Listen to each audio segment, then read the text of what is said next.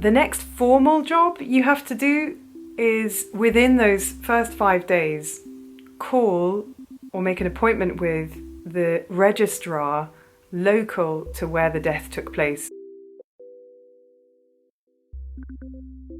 It's not the registrar where the person lived, it's where the death actually took place.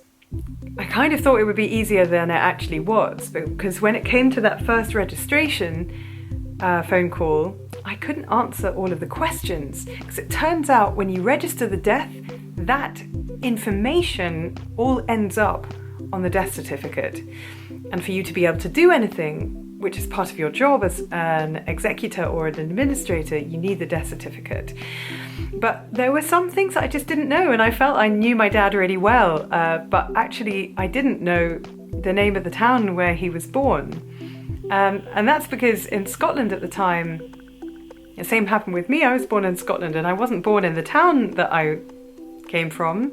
I was born in the maternity hospital in another town, and the same with him. So I knew where he was from, I knew where he grew up, but I didn't know the name of the maternity hospital that he had been in. And it took me, we ended up having to cancel that registration call.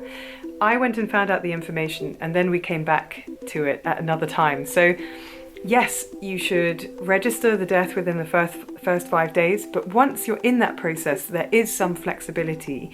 But it's just a good discipline to get all of these deadlines in place. And once you're on the phone to people, they'll let you know what is okay and what isn't. But actually, when you're registering the death, you already need information, and it sort of gives you a little bit of insight into what is coming up, because actually you need to know a lot of information about this person.